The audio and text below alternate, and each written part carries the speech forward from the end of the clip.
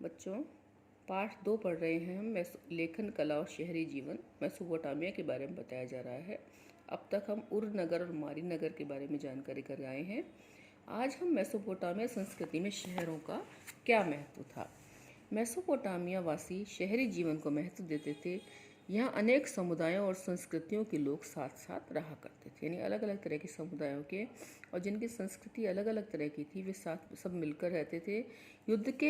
युद्ध में शहरों के नष्ट हो जाने के बाद अपने काव्यों में उन के जरिए उन्हें याद करते, यानी युद्ध में कोई शहर नष्ट हो जाता था, अपनी कविताओं के माध्यम से वो उन शहरों को याद करते थे। मेसोपोटामिया के लोगों को अपने नगरों का विकास कितना अधिक गर्व था, यह इस बात का सबसे मर्मस्पर्शी वर्णन में गिल्गमेश, जो सबसे बड़ा महाकाव्य माना गया है, महाकाव्य के अंत में मिलता है। जैसे रामायण और महाभारत महाकाव्य है, ऐसे गिल्गमेश भी एक महाकाव्य है। यह काव्य 12,000 पट्टिकाओं पर लिखा गया था। 12 पट्टिकाओं पर लिखा गया था। ऐसा कहा जाता है कि गिल्गमेश ने एन मरकर के कुछ समय बाद उरुक नगर पर शासन किया था। यानी गिल्गमेश जो शासक का नाम है, उसने क्या किया था, एन मरकर के बाद उरुक नगर पर शासन किया था। वह एक महान योद्धा था जिसने दूर दूर तक के प्रदेशों को अपने अधीन कर लिया था, लेकिन उसे उस समय गहरा झटका लगा जब उसका वीर मित्र अचानक मर गया। उसे कब गहरा झटका लगा? जब उसका वीर मित्र अचानक मर गया। इससे दुखी होकर वह अमृत की खोज में निकल पड़ा। उसने सागरों महासागरों को पार किया और दुनिया भर का चक्कर लगाया, मगर उसे अपने साहसिक कार्य में सफलता नहीं मिली। हार कर गिल्गमेश अपने नगर उरूक लौट आया। जब वह अपने को सांत्वना देने के लिए शहर की चारदीवारी के पास आगे पीछे चहलकदमी कर रहा था, तभी उसकी नज़र पक्की ईंटों पर पड़ी, जिसकी नींव डाली गई थी। वह भावविभोर उठा। इस प्रकार उरूक नगर की विशाल प्राचीर पर आकर उस महाकाव्य की लंबी, वीरतापूर्ण और साहस भरी कथा का अंत हो गया। यानी वो पूरे विश्व में घूमता रहा, चक्कर लगाता रहा, लेकिन उसकी कथा का अंत कब हुआ? जब वो वापस से अपने शहर लौटकर आ गया। यहाँ गिल्गमेश एक जनजाति योद्धा की तरह यह नहीं कहता कि उसका अंत निश्चित है, पर उसके पुत्र जीवित रहेंगे और इस नगर का आनंद लेंगे। इस प्रकार उसे अपने नगर में आकर ये सांत्वना मिलती है, जिसे उसकी प्यारी प्रजा ने बनवाया था। यानी कि जब हम कई बार कहीं घूमने जाते हैं, जब हम घर आते हैं, तो हमें बड़ी तसल्ली होती है कि भाई अपना घर है सबसे प्यारा। तो इस तरह से जब वो पूरे संसार में घूम कर आया, तब उसे लगा कि उरुक नगर ही उसके लिए सबसे महत्वपूर्ण है। लेखन कला की देन। हालांकि मर्मस्पर्शी मतलब मन को छू लेने वाली कहानियाँ, किस्सों और तरह तरह के वर्णन का जो मौखिक रूप से एक दूसरों को सुनाते हुए जीवित रखा जा सकता है, पर विज्ञान को जीवित रखने के लिए लिखित दस्तावेजों और किताबों की जरूरत पड़ती है, ताकि विद्वानों की आगे आने वाली पीढ़ियाँ उन्हें पढ़ सकें। यानी कि कहानियाँ तो हम मौखिक रूप से एक दूसरे को सुना सकते हैं, लेकिन जो वैज्ञानिक दृष्टि से जिन चीज़ों को परखा जाता है, उन्हें लिखने की आवश्यकता होती है। वस्तुतः मेसोपोटामिया की दुनिया को सबसे बड़ी देन क्या है? उनकी काल गणना और उनकी गणित की विविधतापूर्ण परंपरा। काल गणना मतलब कि समय की गणना।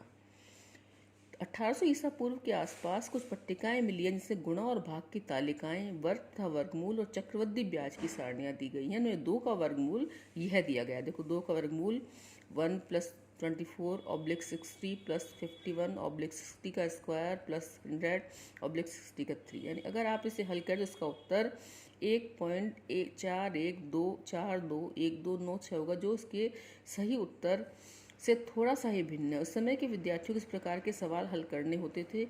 अगर एक खेत का क्षेत्रफल इतना है और वह 1 अंगुल गहरे पानी में डूबा है, तो संपूर्ण पानी का आयतन ज्ञात करें। जैसे आजकल भी आप गणित में पढ़ते हो कि पानी का ये आयतन निकालने का जो सूत्र होता है, उसी समय ये जो सूत्र जो दिए गए हैं, ये हमें कुछ हद तक मेसोपोटामिया की देन है।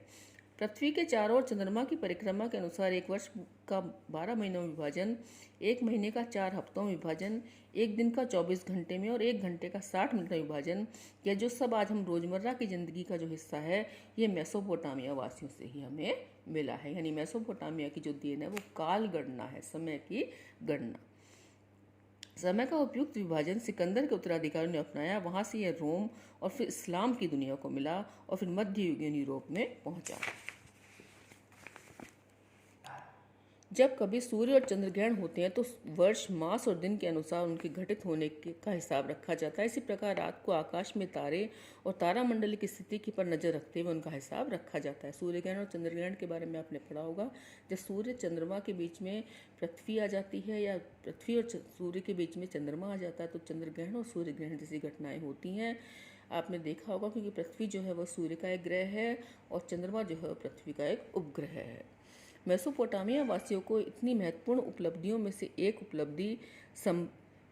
भी उपलब्धि संभव नहीं यदि लेखन की कला और विद्यालयों जैसी इन संस्थाओं का अभाव होता जहाँ विद्यार्थीगण लिखित पट्टिकाओं को पढ़ते। यानी कि मेसोपोटामिया वासियों की सारी उपलब्धियां बेकार चली जाती यदि लेखन कला का विकास नहीं हुआ होता और उनकी नकल करते। और जहाँ कुछ छात्रों को प्रशासन का हिसाब किताब बनाने व रखने वाले लेखाकार व बनाकर ऐसे प्रतिभा संपन्न व्यक्ति बनाया था जो उनके अपने पूर्वजों की बौद्धिक उपलब्धियों को आगे बढ़ा सके। यानी कि उस समय लेखन कला और विद्यालय जैसी संस्थाएं थी जिन्होंने ऐसे विद्वान बनाए जो अपने पुराने समय की चीज़ों को सहेज कर रख पाए।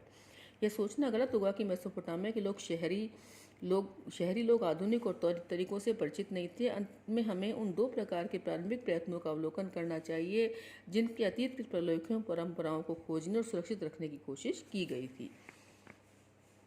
अब एक पुरातत्वीय पुस्तकालय है जो कि इसमें सब बताया गया है कि क्या क्या किस समय कौन सी भाषाएं बोली जाती थी और एक आरंभिक पुरातत्ववेद था जिसने कि खुदाई का काम किया था। आज हमारा पार्ट 2 बच्चों ख़त्म हो रहा है। अब इसके लास्ट के जितने भी नोट्स हैं वो भेज रही हूँ, उसके बाद हम आगे का पार्ट पढ़ेंगे।